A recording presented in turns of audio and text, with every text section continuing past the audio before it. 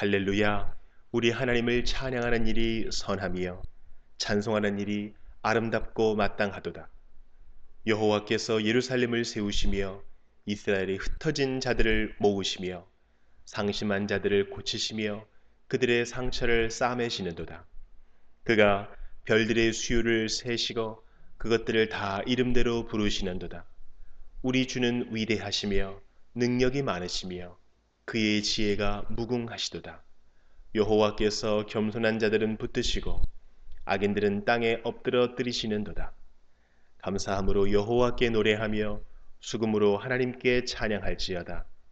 그가 구름으로 하늘을 덮으시며 땅을 위하여 비를 준비하시며 산에 풀이 자라게 하시며 들짐승과 우는 까마귀 새끼에게 먹을 것을 주시는도다.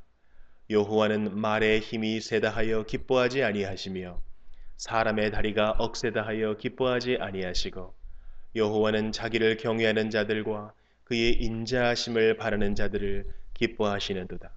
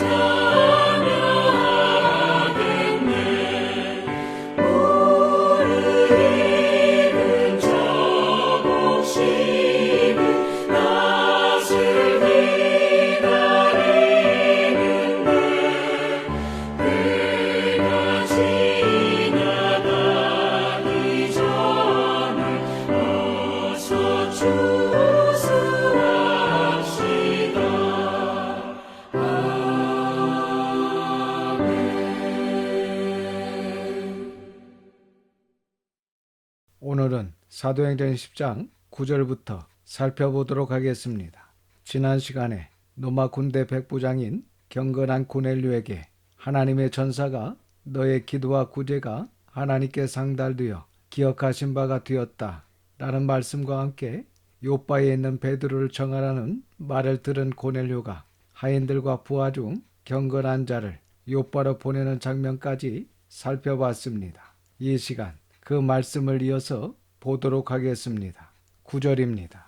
이튿날 그들이 길을 가다가 그 성에 가까이 갔을 그때에 베드로가 기도하려고 지붕에 올라가니 그 시각은 제6시더라. 백부장 고넬료가 있던 가이사라에서 요바까지의 거리는 약 50km 이상이 됩니다. 그러니까 당시 걸어서 가면 한 10시간 이상 거리는 거리라고 할 수 있습니다. 그리고 여기 제6시는 현재 우리가 쓰는 시간으로 하면 낮 12시경을 말합니다. 그러니까 지금 낮 12시 점심시간쯤에 고넬료가 보낸 사람들이 베드로가 있는 요바에 도착했다는 것입니다. 10절에서 14절입니다. 그가 시장하여 먹고자 하매 사람들이 준비할 때에 황홀한 중에 하늘이 열리며 한 그릇이 내려오는 것을 보니 큰 보자기 같고 내 귀를 메어 땅에 들이웠더라. 그 안에는 땅에 있는 각종 네발간 짐승과 기는 것과 공중에 나는 것들이 있더라. 또 소리가 있으되 베드로야 일어나 잡아먹으라 하거늘 베드로가 이르되 주여 그럴 수 없나이다. 속되고 깨끗하지 아니한 것을 내가 결코 먹지 아니하였나이다 한데. 이 말씀을 통해 우리는 베드로가 레위기 11장에 나오는 음식 규례를 철저히 지키고 있었음을 알 수 있습니다. 15절과 16절입니다. 또 두 번째 소리가 있으되 하나님께서 깨끗하게 하신 것을 네가 속되다 하지 말라 하더라. 이런 일이 3번 있은 후 그 그릇이 곧 하늘로 올려져 가니라.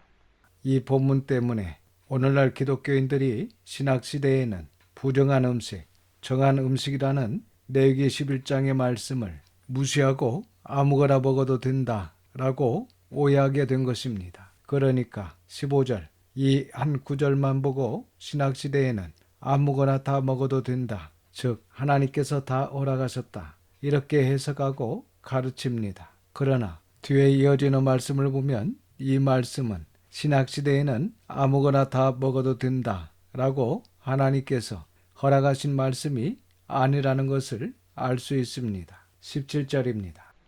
베드로가 본 바 환상이 무슨 뜻인지 속으로 의아해 하더니 마침 고넬료가 보낸 사람들이 시몬의 집을 찾아 문 밖에 서서 이렇게 베드로는 자신이 본 환상이 무슨 뜻인지 속으로 의아해했다는 말씀은 당시 베드로가 이 환상이 지금 기독교인들이 생각하는 것처럼 아무거나 먹으라고 하신 것이구나. 그러니까 구약 레위기 11장의 율법을 고쳐주셨구나. 이렇게 이해한 것이 아니라는 것입니다. 그러니까 이 환상은 음식에 대한 문제가 아닌 특별한 뜻이 있는 것이 아닌가. 이렇게 이해를 한 것입니다. 18절에서 20절입니다. 불러 묻되 베드로라 하는 시몬이 여기 유숙하느냐 하거늘 베드로가 그 환상에 대하여 생각할 때에 성령께서 그에게 말씀하시되 두 사람이 너를 찾으니 일어나 내려가 의심하지 말고 함께 가라. 내가 그들을 보내었느니라 하시니. 이 환상에 대하여 성령님께서 알려주십니다. 그러니까 당시 이 고넬료는 진리를 받아들이고 하나님을 섬겼지만 이방인으로 유대교에 귀화한 사람은 아니었습니다. 그래서 유대인인 베드로가 이방인인 고넬료 집에 가는 것은 어려웠던 것입니다. 21절에서 23절입니다. 베드로가 내려가 그 사람들을 보고 이르되 내가 곧 너희가 찾는 사람인데 너희가 무슨 일로 왔느냐. 그들이 대답하되 백부장 고넬료는 의인이요 하나님을 경외하는 사람이라.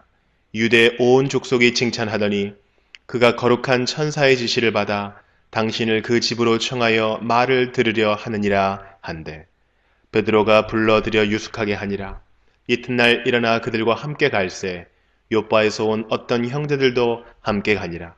이렇게 성령님의 말씀을 듣고 베드로는 이방인 고넬료 집으로 갑니다. 24절입니다. 이튿날 가이사랴에 들어가니 고넬료가 그의 친척과 가까운 친구들을 모아 기다리더니 이 말씀을 보면 고넬료가 하나님께서 하신 말씀을 굳게 믿었다는 것을 알 수 있습니다. 그리고 그는 자신과 가족만 하나님의 말씀을 들으려고 한 것이 아니라 자신의 친척과 친구들까지 초청하여 하나님의 말씀을 듣고자 했다는 것입니다. 정말 의롭고 아름다운 사람임을 알 수 있습니다.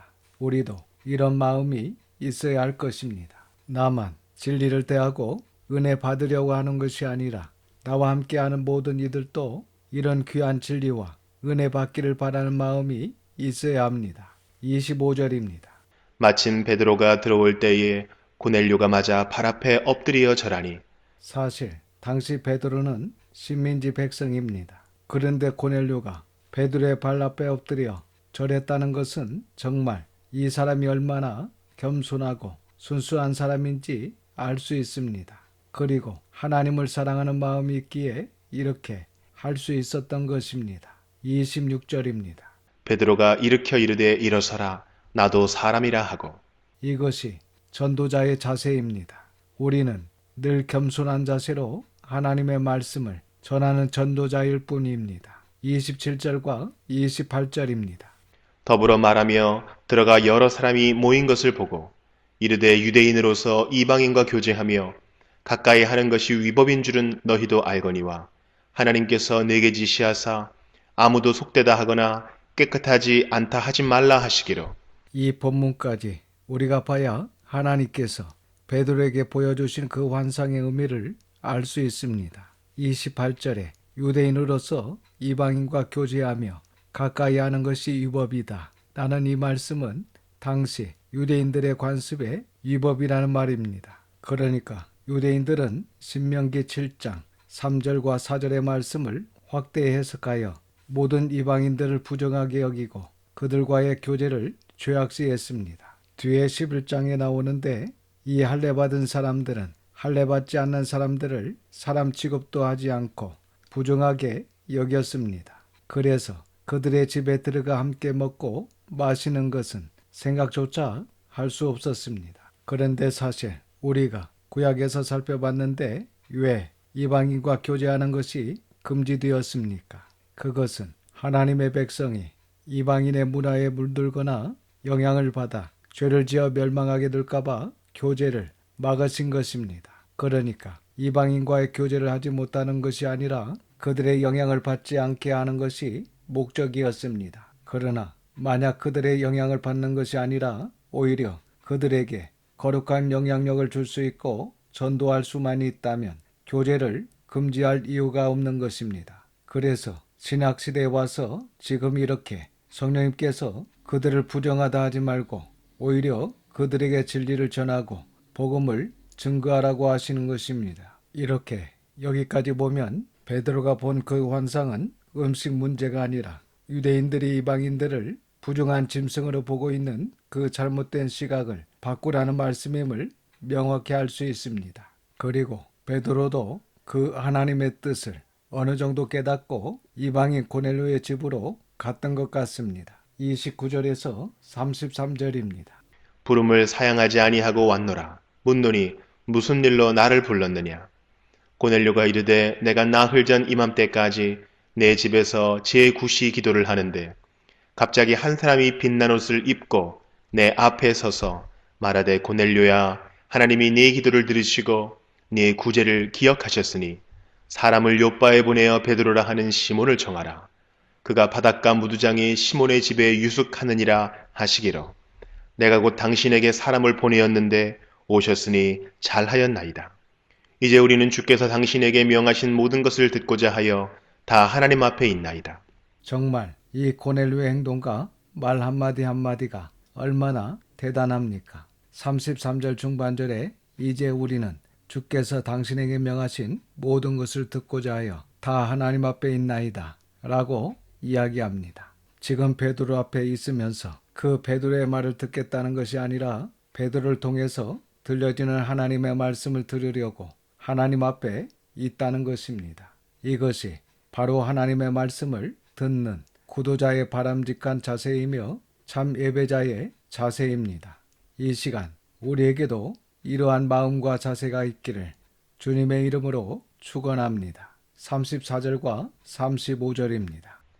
베드로가 입을 열어 말하되 내가 참으로 하나님은 사람의 외모를 보지 아니하시고 각 나라 중 하나님을 경외하며 의를 행하는 사람은 다 받으시는 줄 깨달았도다. 이렇게 베드로는 자신에게 보여주는 환상의 의미를 분명하게 깨달았음을 고백합니다. 즉 하나님은 사람의 외모를 보지 아니하시고 각 나라 중, 즉 유대인이나 이방인 중 하나님을 경외하며 의를 행하는 사람은 누구나 다 받으신다는 것을 깨달았다고 고백하고 있습니다. 여러분, 지금 우리는 이것을 다 알고 그렇게 믿고 있지만 사실 당시 유대인 베드로 입장에서는 매우 파격적인 깨달음이라고 할 수 있습니다. 그리고 여기서 우리가 기억해야 할 것은 하나님께서 기뻐하시고 받으시는 사람은 어떤 사람이라고 말씀하고 계십니까? 먼저 하나님을 경외하는 사람입니다. 즉 하나님을 공경하여 두려워하는 사람이어야 한다는 것입니다. 그렇습니다. 우리가 하나님을 진정 존중하고 그 존경심에서 나오는 두려운 마음으로 살아간다면 어떻게 감히 하나님 앞에서 죄를 지을 수 있겠습니까? 그래서 하나님을 경외하는 것은 신앙의 기본입니다. 이사야 8장 13절을 보시면 만군의 여호와 그를 너희가 거룩하다 하고 그를 너희가 두려워하며 무서워할 자로 삼으라 이렇게 말씀하고 있습니다. 그리고 예수님께서도 마태복음 10장 28절에 몸은 죽여도 영혼은 능히 죽이지 못하는 자들을 두려워하지 말고 오직 몸과 영혼을 능히 지옥에 멸하실 수 있는 일을 두려워하라 이렇게 친히 말씀해 주셨습니다. 그러므로 일단 우리의 신앙은 하나님을 경외하는 데서부터 시작한다는 것을 믿어야 합니다. 그리고 두 번째는 의를 행하는 사람입니다. 마태복음 25장 31절 이하를 보시면 예수님께서 친히 지극히 작은 자에게 한 것이 곧 예수님께 한 것이라고 하시면서 그들을 가리켜 의인이라고 말씀하셨습니다. 그리고 그러한 자들이 영생을 얻게 될 것이라고 말씀하셨습니다. 또한 야고보서 2장 14절 이하에도 행함이 없는 믿음은 죽은 믿음이라고 말씀하시며 우리에게 행함이 있는 믿음을 요구하십니다. 이 시간 저와 여러분 우리 자녀들이 진정 하나님을 경외함으로 사랑하며 또한 이곳을 향해 진실된 의를 행함으로 하나님께서 기뻐 받으시는 하나님의 자녀가 다 될 수 있기를 주님의 이름으로 축원합니다. 기도하겠습니다. 아버지 하나님, 하나님의 거룩하신 이름을 찬양합니다. 오늘도 귀한 하나님의 말씀을 듣게 하시고 깨닫는 마음을 주셔서 감사를 드립니다. 백부장 고넬료처럼 저희들도 하나님을 경외하며 의를 행하는 자들이 다 되어 하나님께서 기뻐 받으시는 귀한 삶을 살 수 있도록 진실된 믿음을 허락하여 주시옵소서. 눈물을 흘리며 씨를 뿌리는 자는 기쁨으로 거두리라고 하신 주님, 올 한 해도 우리에게 영적으로 육적으로 풍성한 은혜와 결실을 허락하여 주셔서 감사드립니다. 이 땅에 사는 동안 더욱더 하나님을 마음과 뜻과 힘을 다하여 사랑하며 또한 이곳을 내 몸과 같이 사랑하는 저희들이 다 될 수 있도록 인도하여 주시옵소서. 우리 구주 예수님의 이름으로 기도드립니다. 아멘. 지금은 우리 구주 예수 그리스도의 은혜와 아버지 하나님의 그 크신 사랑하심과 성령님의 감화감동 역사 충만 위로하심이 모든 성도들과 자녀와 가정에 함께 하시기를 우리 구주 예수님의 이름으로 축원하옵나이다. 아멘.